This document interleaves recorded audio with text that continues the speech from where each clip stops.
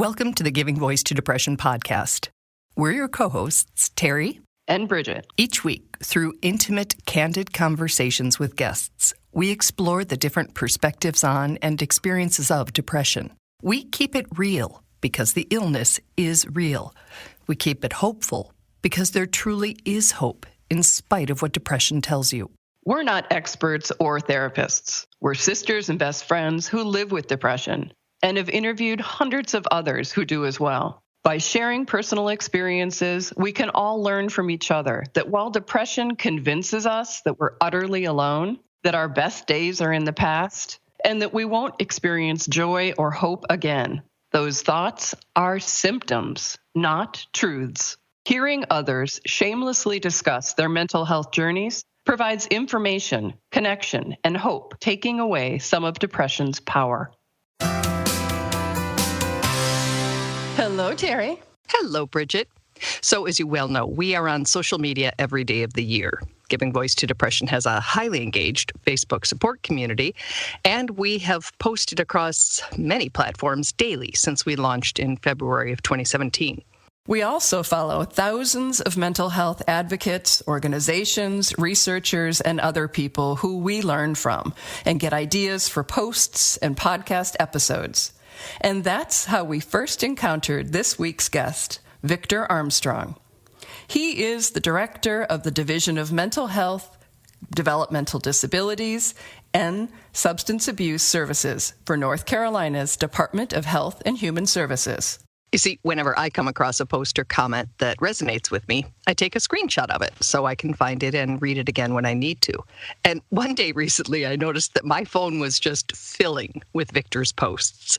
And I thought, if I find some comfort in his words, maybe you will. Words like a recent post of his that reads, "If you're experiencing deep depression or feeling suicidal, no, I don't fully understand the depths of your pain. No one ever fully understands another person's pain. But I do know that you matter. Your life matters. You are enough, and you are not alone." If you need to hear that last part again, like I do, Victor wrote, "I don't fully understand the depths of your pain.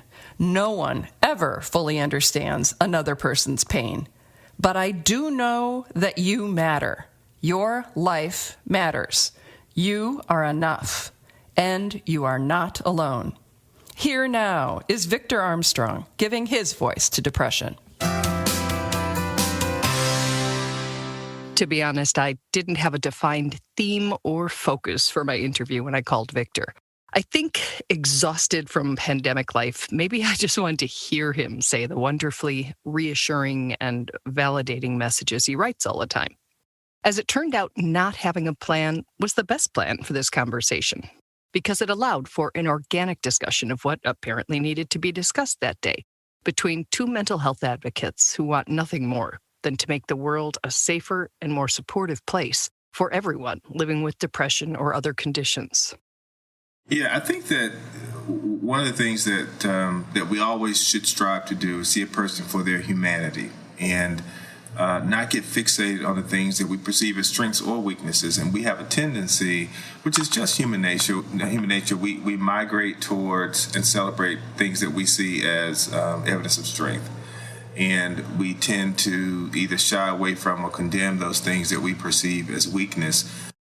And categorizing those of us who live with mental health challenges as weak is not only a grossly incorrect insult, it's potentially dangerous. Because you cannot begin to understand what that person is going through. In fact, when I think of people who live with suicidal ideation, to think about the fact that they fight a battle every day, and sometimes the battle seems to be life itself, and to have the strength to keep fighting to live is something that should be celebrated and not something that should be condemned. Victor believes that if family members, friends, and the general public were able to shift their perspective in one key way, they'd be much better equipped to be there for people who need them. I think that we can get to the point where we are responding to the behavior and responding to what we're seeing from that individual, and we lose sight of the fact that underneath it all, there is a mental health challenge that's driving that behavior. And we need to focus on not the anger, not the frustration, not the disorganization, but the person who's at the heart of that and at the core of that, who is someone that is a person of value and a person that we should show compassion and love to. And I think that also helps that individual in their recovery journey, because everyone needs support, whatever your life journey is. And for a person who's in recovery from mental health challenges or substance use disorders, I think that support is even that much more important. And there's a new group of people who need support now. People who may never before have understood that there's a mental health spectrum and that our position on it can shift due to no fault of our own. I think there will be people who understand just how fragile our lives are and how fragile our mental wellness can be as a result of having gone through this pandemic. That includes adults. You know, you may have a mother who is now trying to balance doing her job and keeping kids online for school during the day, and then trying to maintain their household, who now sees all these challenges almost to the point of, I can't do it all. And it begins to take a toll on her mental wellness. Or a father who, may have lost his job, or may also find himself as a single parent, or someone who's in the household, and just trying to balance some of the fear and uncertainty around the pandemic.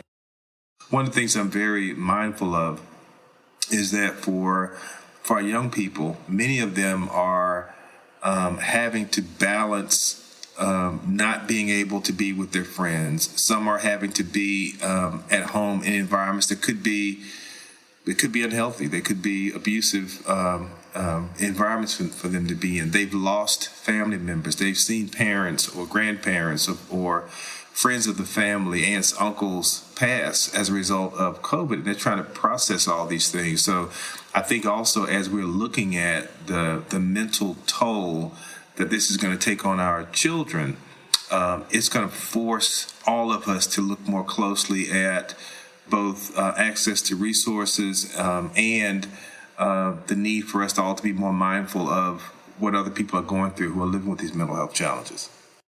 And while acknowledging the reality of mental health challenges certainly counts as progress, awareness without action does not change things in the meaningful ways that are needed. I would like to think that it will move us forward in the way that we think about those challenges, and I believe it will.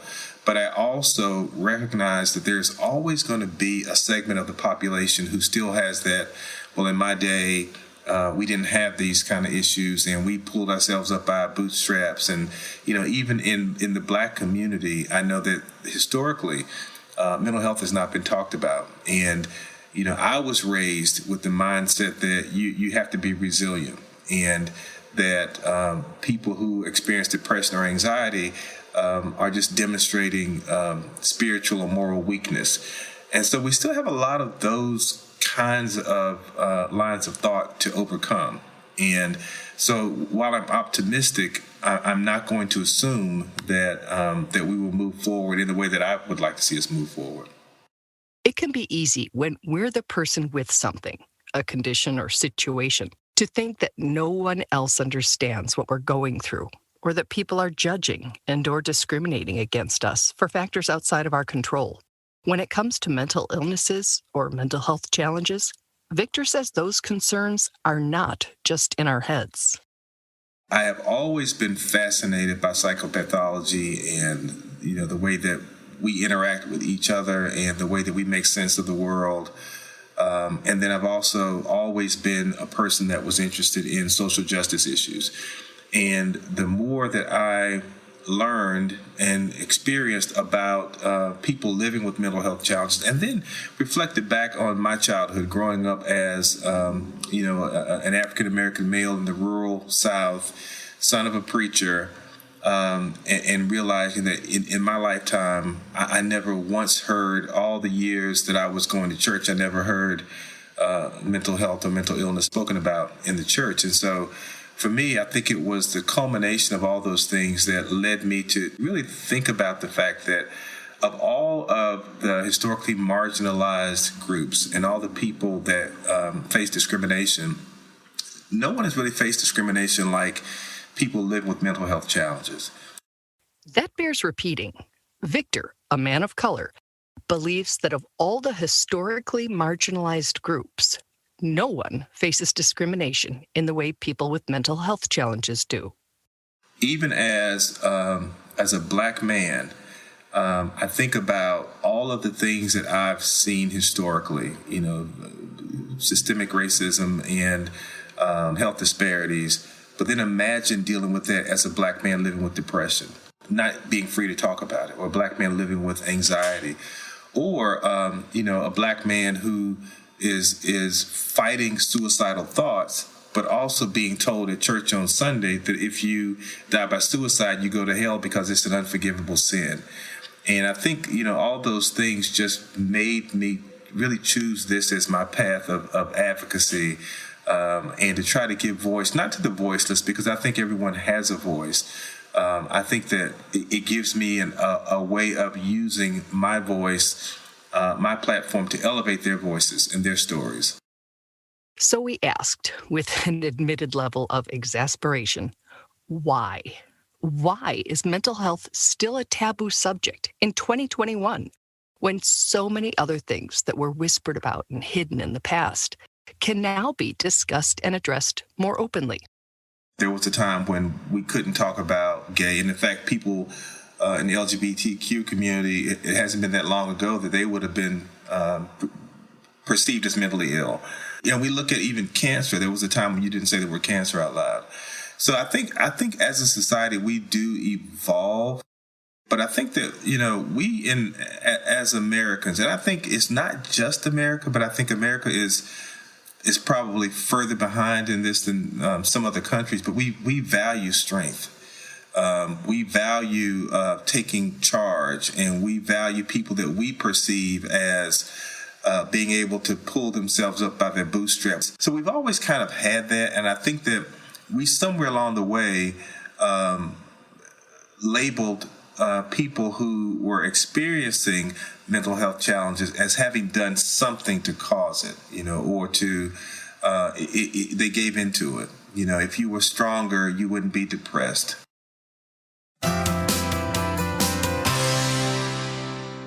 Cause it and gave into it. Yikes, yes.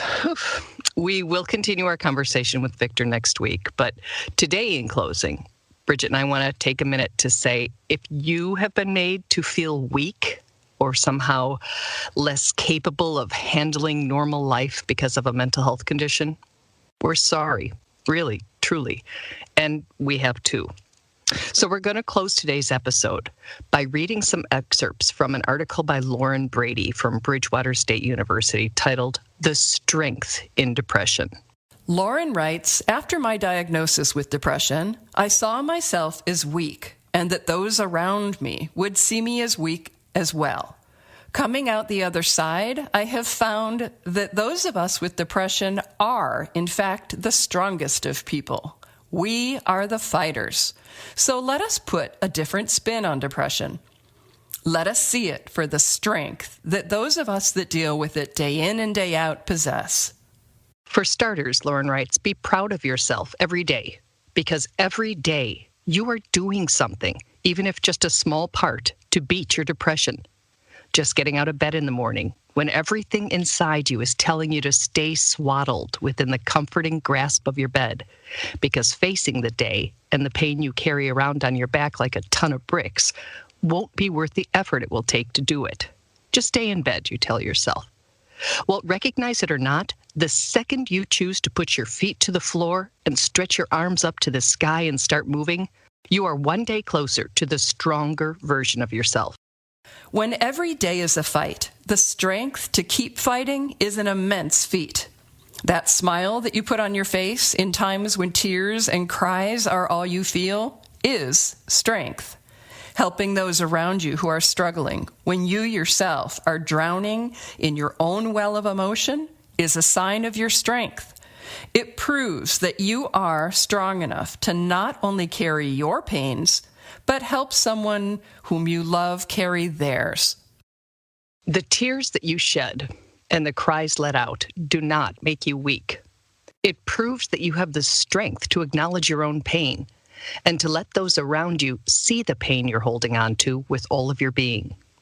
It shows that you're willing to be vulnerable, being able to trust people, to be willing to help you carry around the weight that is your depression is scary. But once the right people find their way in, you don't feel so alone, and you don't feel as heavy. Depression doesn't define you. It's going to fight you, but fight it right back. The harder the fight you give, the more you gain in return. I wouldn't be the person I am without my depression, and for that, I am grateful. While it was the worst time of my life, and there were times when I didn't even want this life anymore, on the other side, there is no other life I would want, and no other person I would rather be than myself. Lauren closes with, so the next time you hear the word depression or speak to someone about depression, take it for what it is, a fight by the strongest among us. Right? I just found that so reassuring. And when I was hearing Victor talk about the weaknesses and everything, I thought, we got a quote from this article, or basically read the whole thing, which is what we did. Right. And being just that turning it around and putting a spin on it, to be grateful to your depression for who it's made you and what it's taught you and the compassion and strength that it's cultivated in you. Which is, I think, honestly, is true of any struggle. Depression just happens to be ours. Mm-hmm. And I will go to my grave detesting my depression, but I do accept that it has formed me, that it has influenced me in ways that have made me, as you say, a better and more empathetic and stronger person. Thank you, Victor. Thank you, Lauren. And I guess thank you for my depression. I can't go that far, but Victor, we'll hear from you again next week. Yikes, Bridge.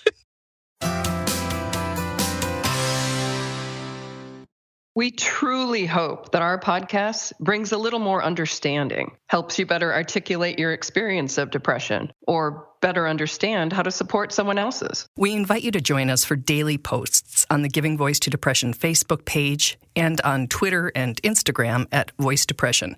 It is a comfort to be among fellow travelers on depression's dark road. And remember, if you're struggling, speak up. If someone else is, listen up.